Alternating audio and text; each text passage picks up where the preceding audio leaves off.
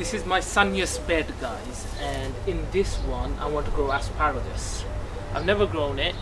I grew some seeds a few years ago and they're somewhere around, and I just need to put them in the bed. They've just been lurking around for ages. First got to take out all this weed and just get everything organized. So let's do this.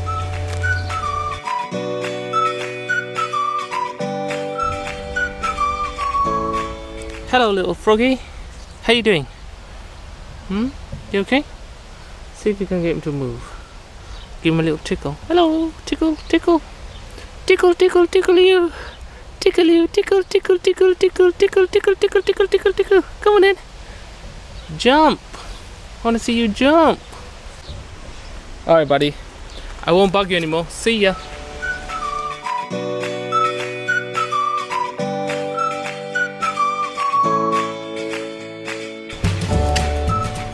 That's all the weed out now.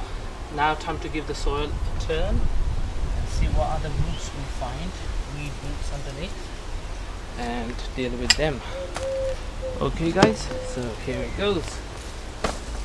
This is most probably the hardest part of the job. So from what I've done research wise, asparagus likes really well drained sunny spot. It can handle a little bit of shade, but not too much. Okay, so we're going to give this a turn, add lots of compost, good stuff. I've only had asparagus in restaurants. I've never grown asparagus. It is an expensive veg. I've seen it in the shops. Never bought it, never cooked it. So time to grow my own. And I read somewhere, asparagus plant, after you put it in there, very little maintenance apart from weeding and feeding. Can last to 20 years. So that's good, isn't it guys? 20 years.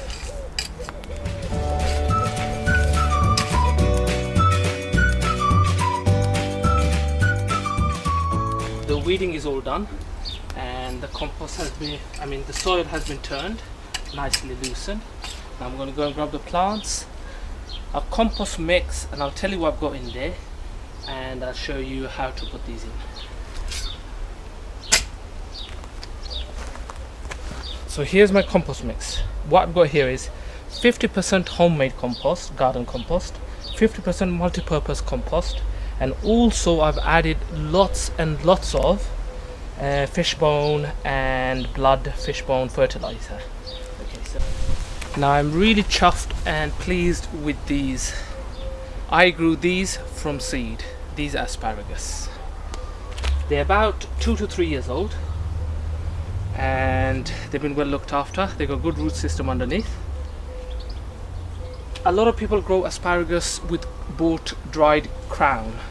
That's slightly different to how you grow it, but these will be just like normal plants. Main thing is it's got to have drainage and really good fertilizer. Now just be aware guys, asparagus has very shallow fibrous roots which are quite brittle and they're quite close to the surface. So when you come to weeding, you have to hand weed it with a small tool. Make sure you don't damage too much of the roots. And the other thing is just fertilize and keep it well fed. Alright, I originally started off with about 9 plants and slowly the weak ones slowly died and the 4 strongest ones are still here. There's asparagus, but it's a bit weak, isn't it? But I won't pick that. Simply, asparagus is, the shoot comes up. If it's big, thick, you cut it and eat it after it's a certain few years old. If you let it go, then it gets the foliage. The foliage is feeding the crown system in the bottom. Okay. I've got about 80 litres here, so I'm going to give about 20 litres to each plant. That's quite a lot guys. Alright, so let's take it in turns. And how I'm going to grow is for one there, one there, one there, one there. And you want to space them. 1 foot is okay, you're cutting a bit fine. 1.5 foot is good. 2 feet is even better. So you give a chance for the roots not to come and get tangled and they get enough nutrients all around. Whew, let's do this. So let's take in turn. One spadeful here.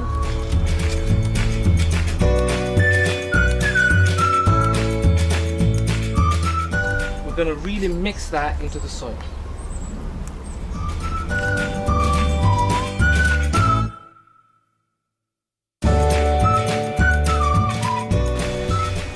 These asparagus were grown from seed. First I grew them indoors from March for a couple of months. Then in the summer they were hardened and put in the greenhouse, and then for the last couple of years they've been outside. So they're completely used to the outside temperature and weather, climate. They've even had frost and everything, not a problem. Okay, so we're ready to plant. Right in the middle. Big.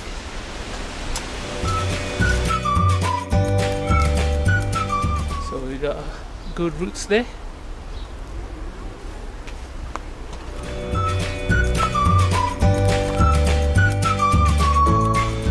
Oh yeah, look at that. That's a nice root there. There's some more shoots coming up here. Lovely.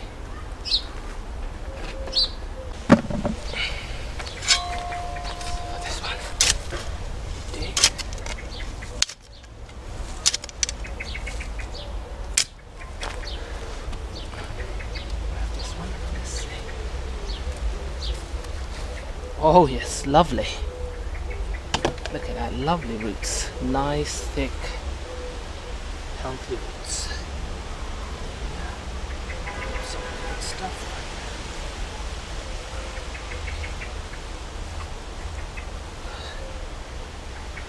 Just throw it down. Now I'm giving mine about 2 feet of space, guys, because I haven't got many plants. And I've got this bed which is big enough, so I've got the space.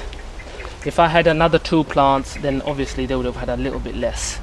Lovely, lovely root there. So give it a good water all around to let it settle. Don't try to give it all in one go. Let it soak in and alternating. So a recap, guys: weed, keep them off, don't let them grow, because they'll steal all the nutrients, and it'll be, as they get bigger, they'll get tangled with the roots of the asparagus. In March I plan to give this a liquid feed all around for a couple of weeks. That will give energy and nutrients for this to grow new shoots. Then those shoots you pick about June, July time. Then I'm going to give you another feed after I pick the last veg and the spikes, for the winter, for the crown to get some nutrients. In autumn, winter, when this foliage goes yellowy, I'm going to chop it all the way to the ground, and I'm going to give you a leaf mulch like this, a crown shape, that'll protect it from the frost getting into the crown. That's it. That's all you need to do with these bad boys.